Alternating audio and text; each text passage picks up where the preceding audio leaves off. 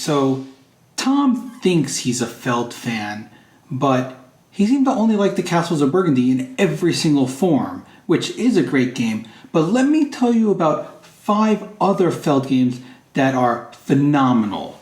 So I'm going to do this list alphabetically because I don't want to really rank them, but all of these games are 5 other Feld games that Tom missed. First one is In the Year of the Dragon. This game is a really well done game. It's a game where you get penalized for everything you do. So you're trying to avoid calamities the whole game, and you're going through different cycles, and in these cycles there's going to be bad things that happen every turn, and you want to take the least of the calamities in order to win the game. It's kind of the opposite of most games where you're trying to do good things. In this case, you're trying to avoid the bad things. But I really, really like In the Year of the Dragon. It's going to be reprinted soon, or it might have just been reprinted for a 10th anniversary. So it's one that you should look out for if you're looking for a nice midweight Euro, which of course that's what Feld is known for. Another one of his midweight Euros, number 2, is Luna. Luna has a very unique mechanic, like most Feld games do, where you're kind of going around to different islands, and in each island there's different things you can do. There's a creature that can come out that could block the actions on the island, and you want to kind of have the majorities in the island to get the actions.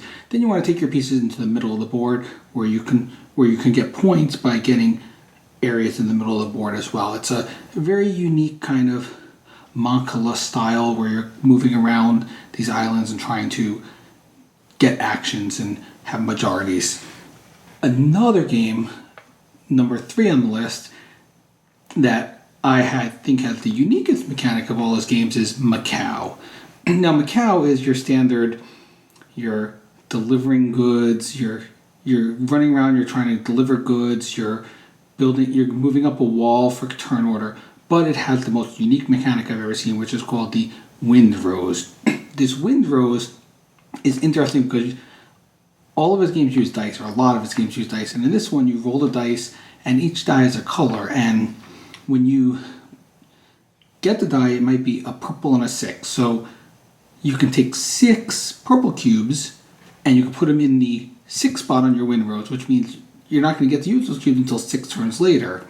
While you can take a 3 blue and you'd have 3 blue cubes, but you get to use them 3 turns later.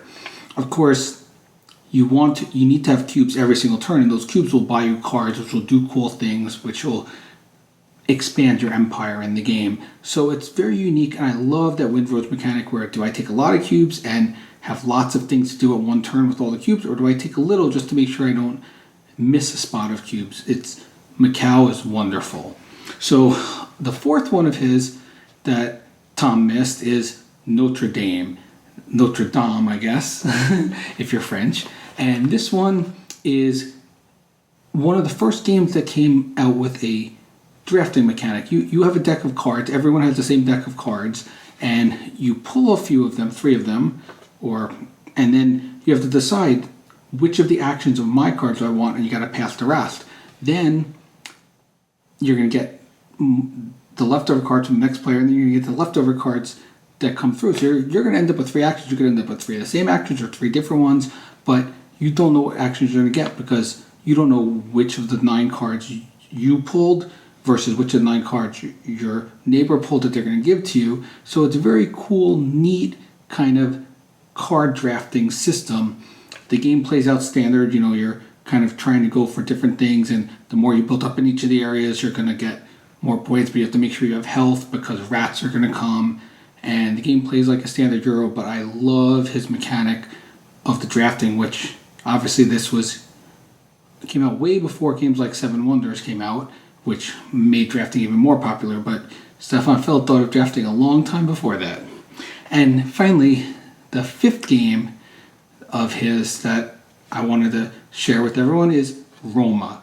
Roma is kind of a 2-player head-to-head game, and they made a second version of it as well called Arena Roma 2, and in this one you have dice, you roll the dice, and you're going to use, there's different spaces of dice, and you're going to use these spaces, and you're going to either use the dice to trigger a card, use the dice to put a card down, you're going to buy new cards, you're going to kind of be playing cards in all the different spaces. There's spaces from 1 to 6, and you're going to play cards in different spaces. You want cards as many spaces as you can, because cards that you're missing, you're going to lose victory points, but a lot of your cards will get you victory points, and the game ends when someone runs out of their victory points, or